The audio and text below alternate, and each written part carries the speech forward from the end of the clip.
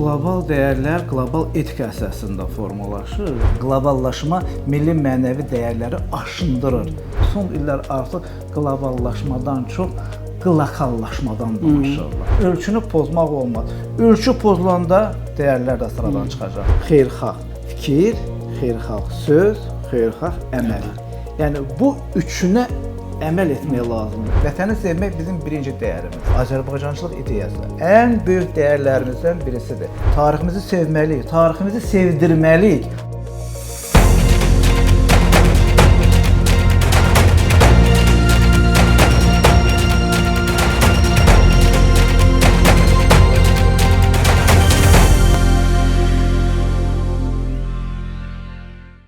Salam dostlar, Füyuzat televiziyasında mən Tural İsmailovun təqdimatında arxa plan verilişinin şənbə buraxılışını izləyirsiniz. Bugün biz dəyərlər haqqında danışacağıq. Təbii ki, biz milli dəyərlərdə konservatizm mövzusuna da toxunacağıq, amma dəyər deyərkən onun təkcə filoloji aspektləri yox, fəlsəfi aspekti nədir? Biz dəyər deyəndə nə başa düşməliyik? Dəyərin fəlsəfəsi nədir? Milli dəyərlər və qloballaşma qarşısında milli dəyərlərdə konservatizm deyəndə nə nəzərdə tutulur? Bu mövzular ətrafında maraqlı bir fəlsəfi müzakirə aparacağıq və arxa planda mənim qonağım fəlsəfə mövzularında sizin də sevdiyiniz müzakirələrimizdə tez-tez iştirak edən fəlsəfə doktoru, filosof Zeynəddin Şabanovdur. Zeynəddin müəllim, bir daha xoş gəlmisiniz. Sağ olun, təşəkkür edirəm. Zeynəddin müəllim, dəyər nədir? Yəni hamı dəyərdən danışır, dəyərlə bağlı müxtəlif təriflər var, amma sadə dildə desək, dəyərin fəlsəfi olaraq necə anlamlandıra bilərik? Bəşər övladı özünü tanıyandan beri bu aktual bir mövzudur. Mövzu olub, bugün də aktuallığını saxlanmaqda. Hər bir cəmiyyətin, toplumun, qrupun özünün dəyəri var. Dəyər nədir? Dəyər həmin o toplumun üstünlük verdiyi normalar, davranışlardır. Hər bir cəmiyyətdə belə bir normalar uzun müddət ərzində formalaşır. Yəni ki, birdən-birə verilmir. Tarixi proseslər gedişatında yavaş-yavaş dəyərlər formalaşır və varislik prinsipi əsasında bir nəsildən digər nəslə ötürülür və belə də davam edir. Yəni, hər bir nəslin bu dəyərlərin qorunmasında öz məsuliyyəti var. Bizə dəyər ötürülübdür. Biz bu dəyəri qoruyub saxlamalıyıq və gələcək nəslə ötürməliyik. Bu bir məsələdir və bunu aradan qaldırmaq olmaz. Çünki bu hər bir xalqın, hər bir cəmiyyətin, hər bir millətin, hər bir etnik qrupun özünün dəyəridir. Bu dəyərləri qoruyub saxlamaq lazımdır. Düzdür, bəzən dəyərlə stereotipi səhv salırlar. Dəyər deməli bizə üstünlük verilən davranışlar, normalardır və bu deməli ancaq cəmiyyətin inkişafına xidmət edir. Stereotiplər isə yenə cəmiyyətdə inkişaf prosesində baş verir, amma onlar yanlış təsəvvürlərdir. O cəmiyyətə səhv yola da apara bilər. Hansısa bir yaş dövründə, məsələn, uşağa bəzi qadağalar qoyuruq, məsələn, bu stereotip kimi o nəsə bir müsbət təsiri ola bilər. Uşaq da bir münasibətdə deyək ki. Amma özü stereotiplər yanlış təsəvvürlər ki, bu da dəyərin özünün inkişafına, onun sonra verilməsinə, nəslə verilməsinə mənfi təsir göstərə bilər. Dəyərlər haqqında elm də formalaşıb. Aksiologiya elmi formalaşıb ki, dəyərlərin yaranması, formalaşması cəmiyyətdə rolu, zəruriliyi barəsində burada maraqlı fikirlər var. Və bu aksioloqların içərisində filosoflar daha çox üstünlük təşkil edirlər və onlar deməli dəyərin yaranması, zəruriliyi, cəmiyyətə verdiyi fayda barəsində ta qədimdən müxtəlif fikirlər söyləyirlər. Sevdiyimiz Platon da, Sokrat da, Aristoteldə də və bundan sonra fəlsəfənin inkişaf tarixinə nəzər etirsək var bu fikirlər. Aristotel özü, məsələn, dəyərin zəruriliyini, cəmiyyətin inkişafına xeyrini qeyd edirdi və ancaq o deyir ki, dəyərlər nisbidir. Niyə nisbidir? Deyir ki, yəni fərdi dəyərlər də var. Filosoflar fərdi və kollektiv dəyərlər də fərqləndirirlər. Ona görə nisbə adlandırır ki, dəyər deyir ki, qadının öz dəyəri var, uşağın öz dəyəri var, kişinin öz dəyəri var. Ona görə bilir. Ancaq deyir ki, dəyər lazımdır. Digər filosoflar müxtəlif, Kantın müxtəlif fikri var, Hegelin fikirləri və Hegel özü iqtisadi və mənəvi dəyərləri fərqləndirirdi. Mənəvi dəyərlər insanın öz inkişafına, cəmiyyətin mövqeyinə, dünya görüşünə bağlıdır. İqtisadi dəyərlər deməli o iqtisadiyyatla bağlıdır və deyir ki, hər bir əşyanın özünün dəyəri var. Amma onun dəyəri əhəmiyyətli olub olmamasındadır. Perry, Alman ABŞ filosofu Perry'nin özü dəyərləri 8 yerə bölürdü. Deyir mənəvi dəyərlər, maddi dəyərlər, siyasi dəyərlər, iqtisadi dəyərlər, hüquqi dəyərlər, dini dəyərlər, bu versin. Biz nəzər etsək elə bizim xalqın böyük mədəniyyət abidəsi Avesta enerjisi. Avesta etikasında triada var. Faydalı, xeyirxah fikir, xeyirxah söz, xeyirxah əməl.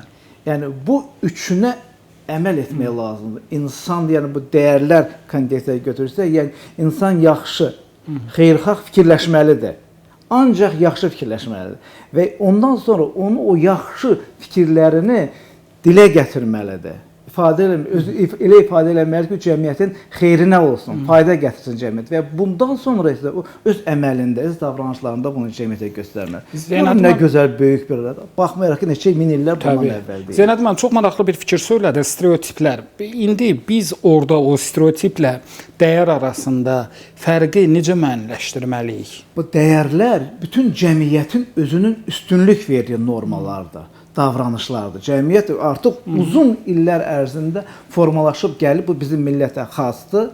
Bunu qoruyub saxlayırıq və gələcəyə veririk. Amma stereotip bu yanlış təsəvvürlər. Bu ola da bilər, olmaya da bilər. Bir qurum, məsələn, bir qrup buna bu stereotipə inana da bilər, inanmaya da bilər. Müxtəlif inanclarla bağlı olan stereotiplər də var. Ona görə bunları bir-birinə eyniləşdirmək olmaz. Onlar bir dövr üçün bir konkret məkan çərçivəsində ola bilsin ki, həqiqətə uyğun gəlsin, nəsə fayda versin. Amma əslində isə onlar yanlış təsəvvürlər, dəyərlər böyük onlardır. Ta dəyərlər uzun bir tarix ərzində formalaşıb gəlir, filosofların fikirləri var. Konfutsiyin fəlsəfəsinin özü elə etik fəlsəfə adlandırılır. Burada böyük fikirlər var dəyərlər haqqında. Digər bizim filosoflar, Nəsrəddin Tusinin Əxlaq-ı Nasirinin burada kitablarının içərisində verilmiş. Əxlaq-ı Nasir əsərində, Nizaminin, Füzulinin əsərlərində dəyərlər, insanın mahiyyəti, insanın cəmiyyətə rolu haqqında, cəmiyyətə verdiyi fayda haqqında böyük fikirlər var. Filosoflar həmişə bu barədə fikirləşirlər. Zeynəb müəllim, burada deməli həm də çox maraqlı bir məqam var. Milli dəyərlər, yəni bizim milli mənəvi dəyərlər deyərək də biz onu adlandırırıq. İndi təbii ki, siz dediniz, dəyərlərin özü bölünür fəlsəfədə, maddi dəyərlər, mənəvi dəyərlər və qlobal dəyərlər.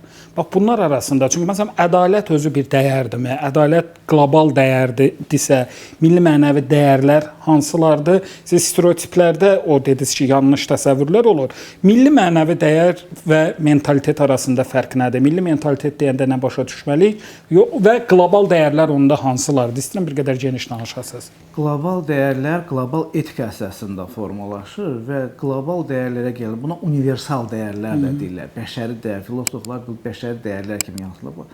Bax, humanizm, insan hüququ, demokratiya, azad seçkilər, bunlar hamısı bütün xalqlara da lazım olan dəyərlər. Bu universal dəyərlərdir. Bu dəyərlər, universal dəyərlərə, bəşəri dəyərlərə, belə deyirik də biz, bəşəri dəyərlər, universal dəyərlərə hörmət etməklə öz milli mənəvi dəyərlərimizi qoruyub saxlamalıyıq və ötürməliyik. Düzdür, indi qlobal dəyərlər, çoxdur, məsələn, dünya qloballaşır, qloballaşma özü ilə bağlı bir çox deməli meyarlar gətirir, bu meyarlar var, onları əməl etmək lazım, bütünləşmənin, bütövləşmənin, inteqrasiyanın öz meyarları var. İqtisadiyyat sahəsində bu çox gözəldir. Amma qloballaşmanın bütün tam onun meyarlarına gedib milli mənəvi dəyərlərə, mədəniyyətə də şamil etmək mümkün deyil. Əgər fikir verirsiniz, son illər artıq qloballaşmadan çox qlokallaşmadan danışırlar. Qlokallaşma nədir? Yəni ki, lokal xalqların, millətlərin, etnik qruplarını, kültürünü, milli mədəniyyətini, milli mənəvi dəyərlərini qoruyub saxlamaqla bütövləşmə. Bunu qoruyub saxlamaq lazım. Amma bunu itirmək, elə hallar var ki, bəzən eşidirik ki, qloballaşma milli mənəvi dəyərləri aşındırır, tənəzzülə doğru aparır. Yəni onu da bizlər qoruyub saxlamalıyıq. O aşınmadan biz qoruyub saxlamalıyıq. Bəşəri dəyərlər hər ola bilsin ki, müxtəlif başqa millətlərin də, xalqların da elə dəyərləri var. Onlar bizə də müsbətdir, pozitivdir. Amma bir xalqın dəyəri bizim üçün qəbul olunmaya da bilər. Yəni ki, hər bir xalqın özünə xas olan milli mentaliteti var, o çərçivələri var. O çərçivədən kənar çıxmaq olmaz. Yəni ölçü amili.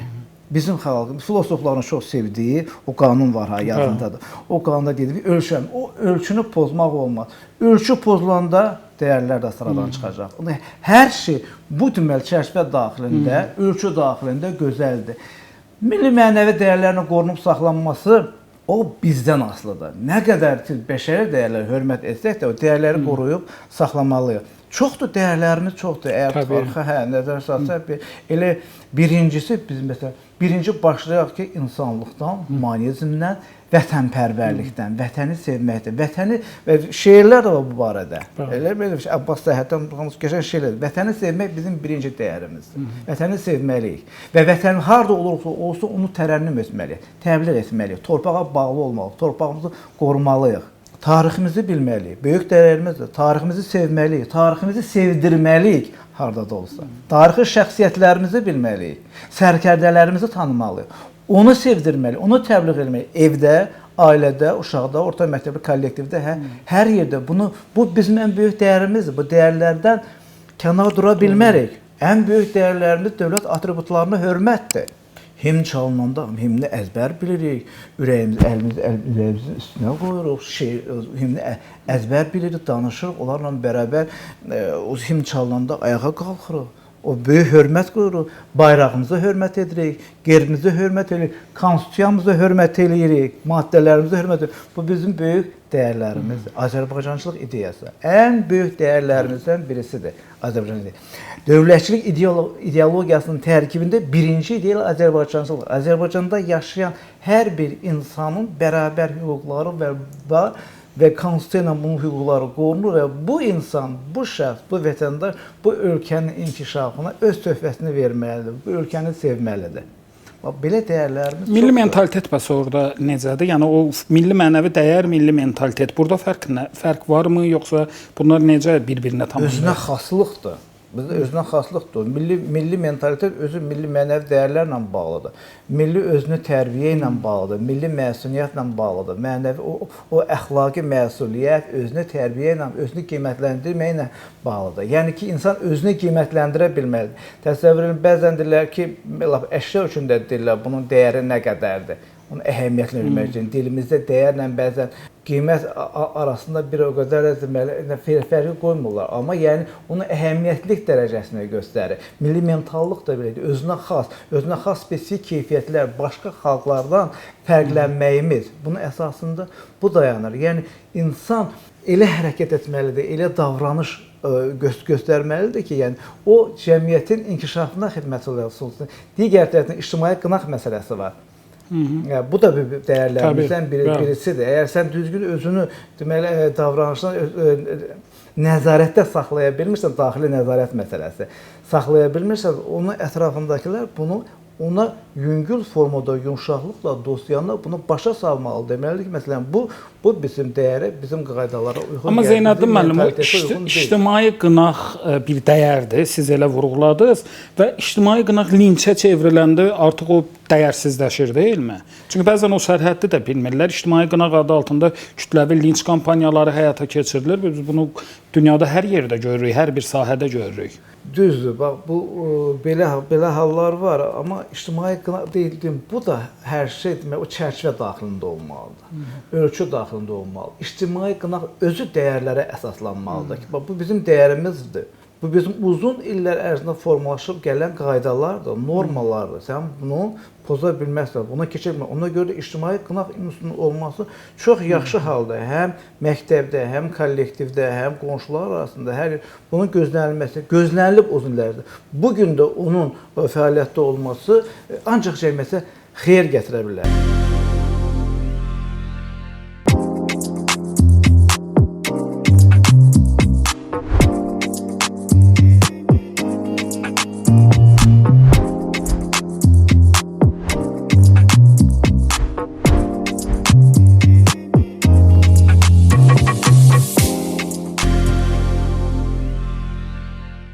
Zeynəddin müəllim, bir də maraqlı bir məqam, indi siz danışdınız ki, dünya artıq qloballaşmadan lokallaşmaya, yəni o yerli, milli özünü dərk, dəyərlərin əhəmiyyətini dərk edir və biz görürük ki, qloballaşma qarşısında milli mənəvi dəyərlər həm də aşınmaya qarşı bir buferdir və bu gün qlobal imperializm torpaqları yox, məfkurələri, təfəkkürləri işğal etməyə çalışır.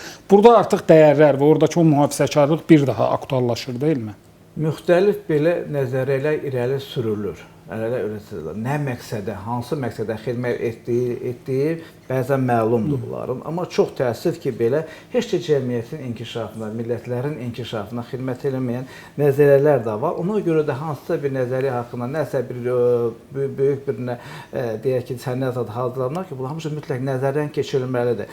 Yəni yadınızdadsa multikulturalizmlə bağlı burada gəlib bizə böyük işlər aparılanda biz dedik ki, multikulturalizm bizim qanuna salmağa ehtiyac yoxdur. Çünki bizim həyat tərzimizdir. Bizə uzun illər ərzində burada müxtəlif xalqların nümayəndələri yaşayıb, birgə yaşamış o qonşuluq şəraitində hər bir məsələdə bir-birimizə deməli dialoqa gəlmişik, güzəştə getmişik. Bu bizim həyat, bu bizim dəyərimiz olubdur. Eyni zamanda tolerantlıq, müxtəlif insanlara qarşı, cinslərə qarşı, dinə qarşı, mədəniyyətə qarşı tolerant davranmışıq və bunun müsbət nəticəsi dünya tərəfindən qiymətləndirilir və Azərbaycan bu istiqamətdə böyük əldə etdiyi uğurları var ki, Azərbaycan multikulturalizmi artıq Qərb dünyasının bəzi ali məktəblərində tədris olunur. Bu yaxşı keyfiyyətdir. Yəni bu hal bizdə var.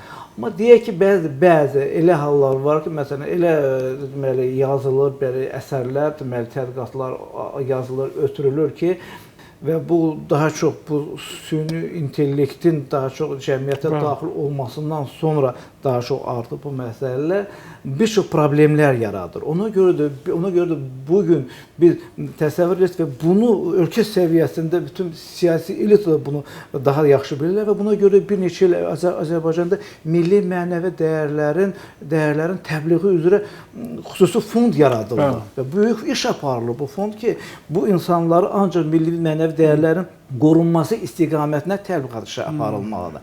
İnsan öz dilini sevməlidir.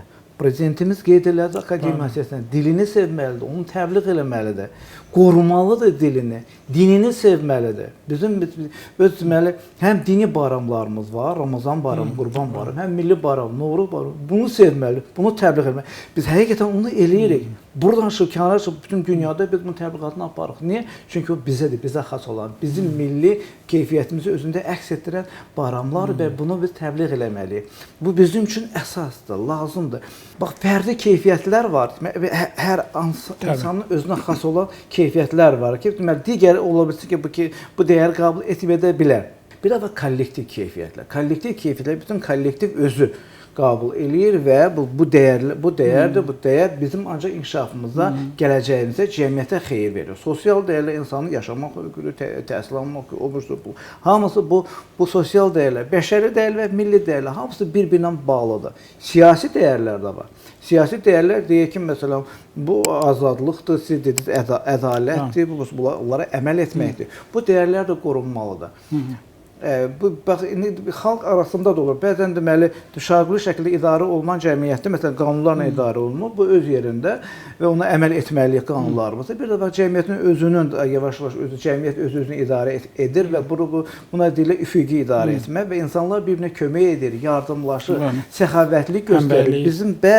Bizim özümüzün, himayəyə götürür, özümüzün imkanın varsa gətir, imkanın yoxsa götür kampaniyası keçirir. Niyə? Belə insanlara, deməli, ehtiyaclı olan insanlara kömək etmək üçün bu böyük içərimizdən gələn bir dəyərdir ki, biz bunu yaşayırıq və yaşatmalıyıq. Zeynəddin müəllim, verilişimizin vaxtıdır. Çox qısaca bir sualda ünvanlamaq istəyirəm. Süni intellekt, yəni mütləqdir ki, artıq o demək olar ki, bir çox mövzuda müzakirə olunmalıdır. Süni intellektin dəyərlərə bir təhdidi varmı? Çox qısaca istəyirəm bir cavab verəsiniz. Süni intellektə sual verəndə ki, sən insan olmaq istərdim, deyir, yox.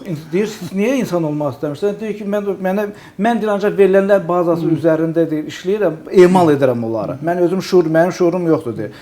Və görürəm ki, insanlar nə qədər müharibələr törədirlər, bir-birinin haqqına girirlər, bir-birini incidirlər. Buna görə mən insan olmaq istəmədim. Mən elə süni intellekt qalmaq istəyirəm. Amma süni intellektin deməli, o deyir ki, mən sizə verirəm, məlumatları emal edib verirəm, mən nəticə çıxarım. Amma mənim çıxardığım nəticə düzgün olmaya da bilər. Sizin məntiqiniz var, deyir. Mənim məntiqim yoxdur. Siz məntiqinizlə, siz dünya görüşünə uyğun olaraq hərəkət etməlisiniz.